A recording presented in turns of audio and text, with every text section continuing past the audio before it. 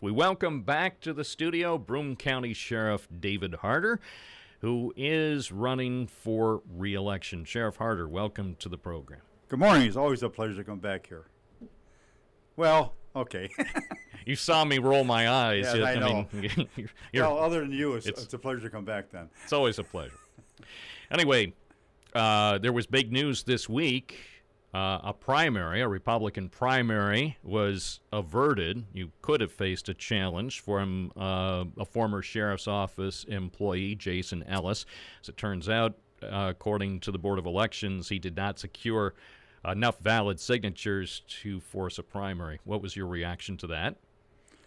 Well, all I can say there is that we follow the rules like everybody else in the state has to do, no matter whether Republican, Democrat, or whatever party they're from. And evidently he didn't. And so he was taken off the ballot. Were you surprised? No. But, that's all I want to carry on with that, really. Let's talk about the person you will face. This is an interesting election. I don't recall in my life a contest for sheriff in Broome County quite like this, where a former mayor is running on a third-party line. Matthew Ryan apparently secured 30 signatures so he can be on the Working Family Party line in the November 6th election. The Democrats are not fielding a candidate to run against you.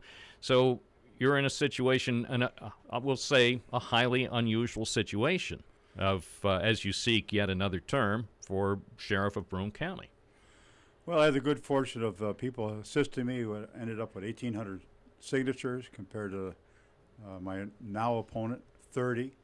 We'll just work forward, and hopefully the people of Broome County will allow me to continue the work I've been doing for the last few elections. Over the years, in fact, I would say over the last decade or so, every so often you've hinted repeatedly that you were considering retirement, and then repeatedly you've said, no, I considered retirement, but I still like the job too much, and you want to continue as sheriff. Well, it's true. I mean, I look in the mirror and go, hey, you're pretty young yet. And I jump out of bed quarter after 5 in the morning, and I'm off to work by 6:30, and I come back home around 6 at night. I love the job, and I've always enjoyed it, and since I became a deputy a few years ago. What did you make, getting back briefly to the political side of it, what did you make of the fact that the Democrats could not find a person, a man or a woman, who was willing to challenge you in this year's election? Well, it's hard. I mean, I think it was an honor to me because some of the people that probably would have considered have seen me run before and win, and so they decided not to go against me. Now, when I decide to go out of office, I think they'll line up the same as when I ran for sheriff. There was 8 of us all running at the same time, 6 Republicans and 2 Democrats. So, given the fact that you're an incumbent, you've been not only sheriff for many years, but also, as we've covered in the past, you've been with the sheriff's office now for how long?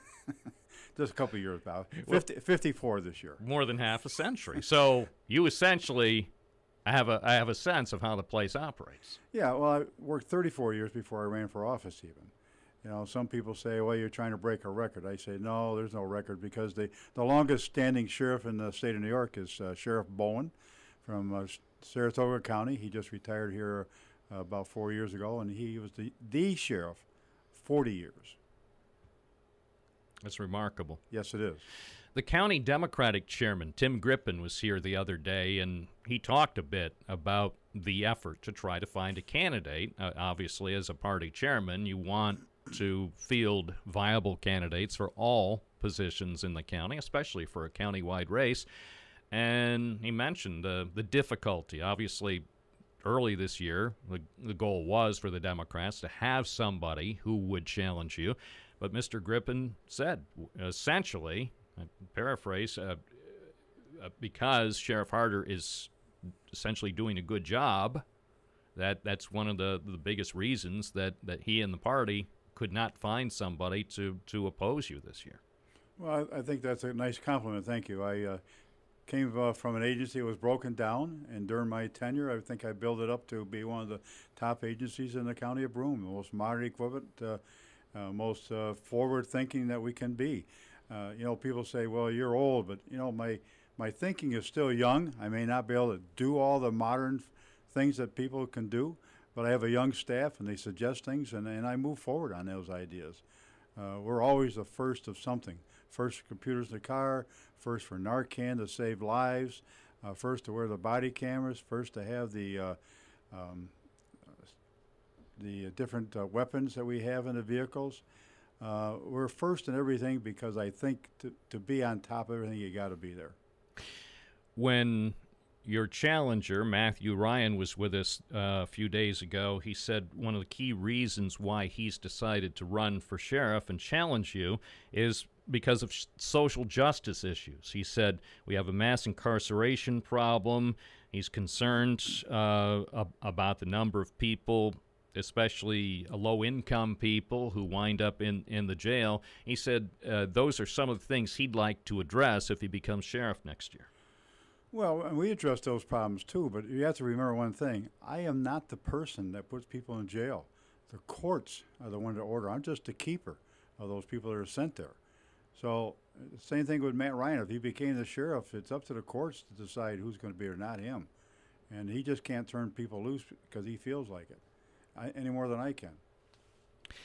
He also talked about ending cash bail, and I pointed out, and I think correctly, that even if a sheriff has conversations with other people involved in the criminal justice system, the sheriff has no control over that issue, and certainly it has been up for more discussion here in New York State and across the country about cash bail and how many people do perceive that it puts some poor people at a disadvantage. But in your view, what can be done about that issue for someone in the position of sheriff of Broome County? Well, I don't think there's anything I can do about it. Again, we'll go back to the courts. They're the ones that determine the amount of bail. The person that's accused of the crime has an attorney that can appeal to the courts for release on an ROR, or they can post cash bail. And we even take credit cards now, or people can post people's bail through credit cards. What about poor people who don't have credit cards? Well, again, I guess you have to go back to your attorney and have them go to the courts and explain it. There are times we go to the courts and ask for people to be released, and they'll go along with us on it. But I can't go to everyone. Remember, the jail this morning had 507 inmates. That's not my job to go to the courts on that. They have an attorney that's supposed to do that. Our guest is Broome County Sheriff David Harder, who is seeking, is it a sixth term as sheriff? Yes, sixth. What has changed since you became sheriff? We've had this conversation in the past, generally what has changed since you joined the sheriff's office, but looking back on those years since you became sheriff and became the top person overseeing a major Broome County organization, what have been the biggest changes that you have seen as you've presided over the office? Well, I think some of the biggest things is the people that live in the area now compared to what it used to be like. We were a bustling place with industry, farming. I think a lot of that's gone. We have a different clientele in our area. When I worked in the jail, we had about 60, 70 inmates. I say, we're doing 500 plus a day now. It's expanding. The people themselves have changed. Society is, there's no regulations for them. They all want to do whatever they want to be able to do and not follow the law. And that's been a challenge. Our equipment has changed greatly, all the way from what we wear as a uniform to the vehicles we drive and all the equipment in it. We're computerized. We wear body cameras. Our weapons have changed. We've gone to more non-lethal type of weapons, in fact. So a lot of this stuff has changed. Even the training has changed. When I was a young deputy, we had 4 weeks of training. Now it's 26 weeks of training. All kinds of things have changed over those years, including salary. So have people changed their expectations of law enforcement, and specifically with the sheriff's office? Do people in Broome County expect different things, more things from the sheriff's office than when you became sheriff? Oh, yeah. I think there's a lot of difference. People are calling all the time about anything. anything at all, expect a deputy or a trooper or a patrolman, depending on what agency they call, to solve whatever problem they have. Whether it's a skunk in the garage, or there's a dead mouse someplace, or they're having problems, they get locked out of their house, they can't control their kids. And we're getting calls on can't control their 5-year-old kids even. Whose fault is that? Yeah, those calls have become far more commonplace. We're speaking with David Harder, the sheriff of Broome County. When Matt Ryan was here talking about his vision and also some of the reasons why he decided to run for office and why he's challenging you, he said it started when you were on the program some months ago, and the issue of inmate suicides came up at the jail, and he apparently was not satisfied with your answer. I believe that you didn't have a specific number of inmate suicides. I didn't go back to actually listen to the exchange, but Mr. Ryan said he was horrified by your answer when we brought up the subject and were conversing about the issue of inmate suicides in the jail. Well, you have to remember now, it's been 20 years since I've been sheriff, and I can't keep track of everybody that dies in the jail. Unfortunately, we do not like the fact that somebody dies in the jail, but somebody that takes their life, whether it's 2 or 3 people. We've had people die in the hospital. That's considered still in custody. As long as they're in my custody, even if they're in the hospital, they're in my custody. We've had people die of heart attacks, massive heart attacks. It's an unfortunate thing. It's something that can happen on the street. I said before, people die in the hospital, people die in the street, they die at their house. They make a big scene out of it because they die in the jail. We don't like it either. And we have a great medical staff. We have a great correctional officer staff that oversees and tries to do the best they can, watching everybody that's there. It's a busy place. So you believe the corrections department, corrections division is doing the best it can to try to minimize the likelihood of suicides or suicide attempts? Oh, yes, and not only to back that up, but the Commission of Corrections does a thorough study on it, and they take and send all their documentation to the Medical Review Board down in New York City, and about 2 years later we'll get a response back. And so far, every death that's been in our facility has not been the fault of our correction officer and staff. Matt Ryan says, in addition to that specific concern about inmate suicides, he generally would like to see more transparency with the overall operations of the jail. He apparently does still have overall questions about jail operations and conditions. Is that something that can be better addressed in terms of ensuring that the conditions in the Front Street Jail are as good or as appropriate as they should be? Well, again, we go back to the fact that we have polished procedures that we go by. The medical staff has polished procedures. The State of New York Commission of Corrections are watchdog people. They come in, they'll be there 3-4 days overseeing our operation, and they'll write up things that they think should be changed or agree upon. We're also certified by the National Medical Review people that our facilities meeting all standards that are necessary. I think we have enough people overseeing us at this time that whatever has to be changed is changed. We're always looking to make improvements, and we do it. With respect to the Highway Patrol Division, which, as I suggested to Mr. Ryan when he was here, that's probably the part of the sheriff's office that more Broome County residents actually interact with and are aware of over the course of a typical year. We talked with Mr. Ryan about that operation. Of course, it's not mandated in New York State, but a question I raised, would he make any changes? He said he would look at all operations, possibly look to appropriately size the department. He didn't commit to making any specific changes as far as reducing staffing or even possibly eliminating highway patrol. But he suggested he would review the highway patrol operations. In your view, how is the highway patrol set up now? Is it appropriately sized? Is it doing what you think most Broome County residents want it to do, even though it's not mandated by the state? Well, surprisingly enough, the people of Broome County have no idea there's only 33 road deputies. We have 12 detectives, a juvenile officer, and so forth. But our total law enforcement staff is 53. It's small, but they're all over the place. They're working as hard as they can, doing what they can, meeting the demands of the public when they call for service. They're out writing tickets where they're supposed to be, helping wherever they can be.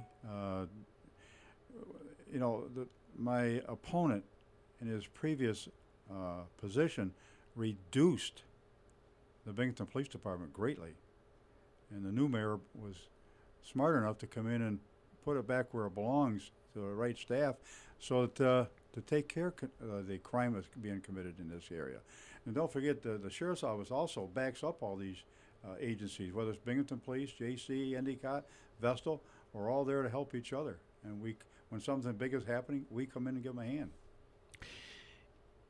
Is there any likelihood of any significant changes in the operation of the Highway Patrol over the next 4 years if you're reelected?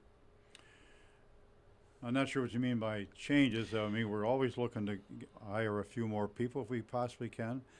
But with the that would be your goal if the money was there to add to the number of deputies who actually would be part of the Highway Patrol? Yes.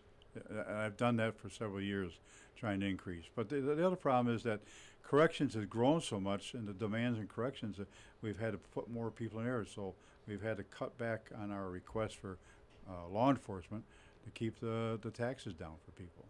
One of the other things that Mr. Ryan said during our conversation on the program, he asserted that you have built a kingdom with the sheriff's office. He said that you built a building without even talking or telling the county legislature till after it was built. How do you respond to that assertion by Matthew Ryan? That's true. About 19 years ago, we had a construction company out there putting up a building up for us.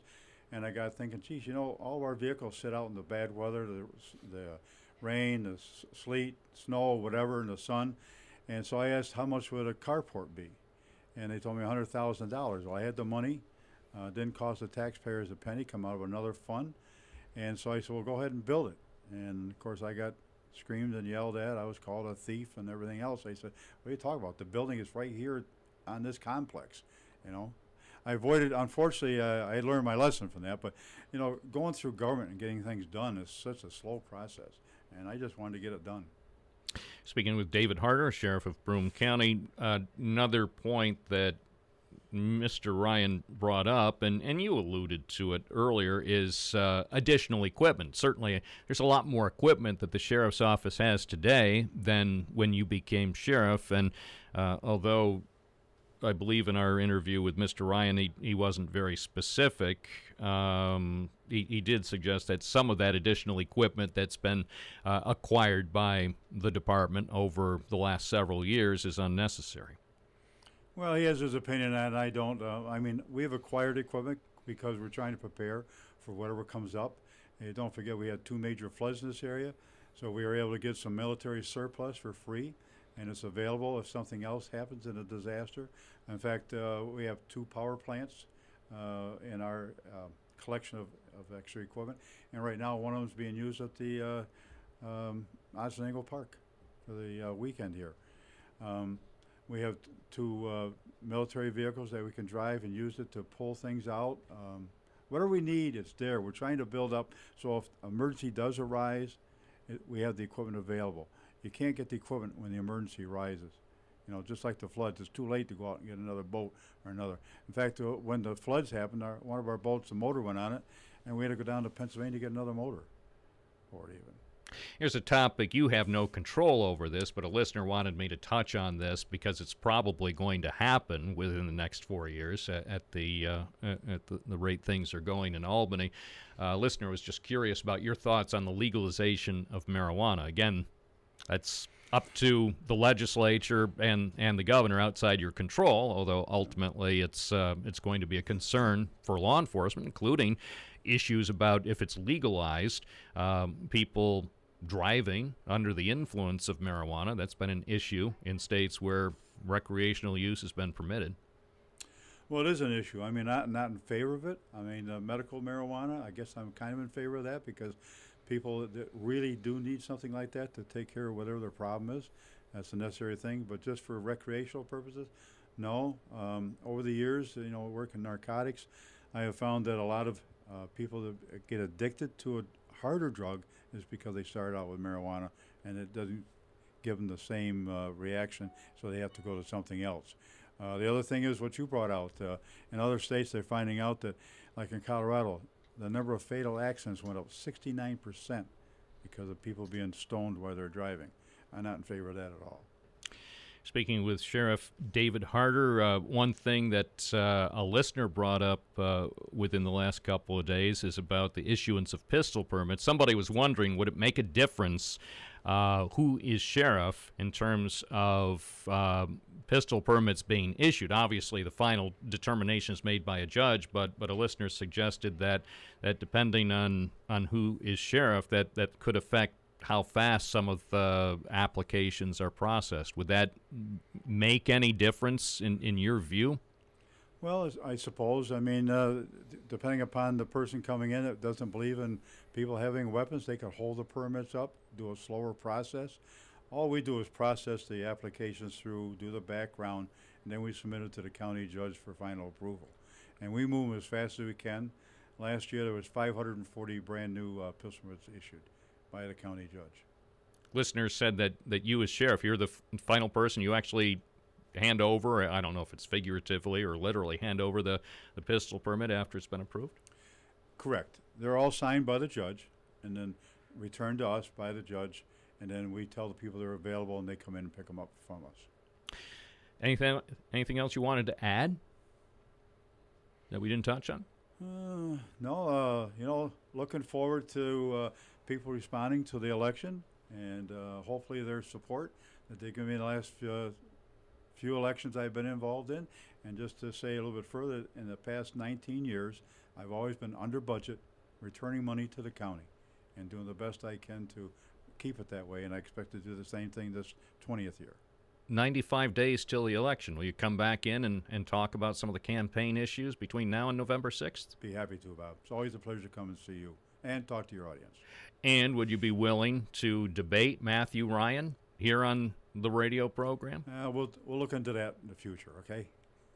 You're holding off on a commitment? Right now I am. But I'll let you know. You're not ruling it out. I haven't ruled it out. All right. Just hold me back. Remember, 4 years ago, you debated your Democratic opponent on this program. Yep, exactly. So we might do it again. We'll see. David Harder, Sheriff of Broome County, thank you very much for joining us. We, of course, will afford you opportunities to talk about the issues, and sure, Matthew Ryan will certainly be back on to talk about his perspective as well in the coming weeks. All right. Thanks very much for having me, Bob.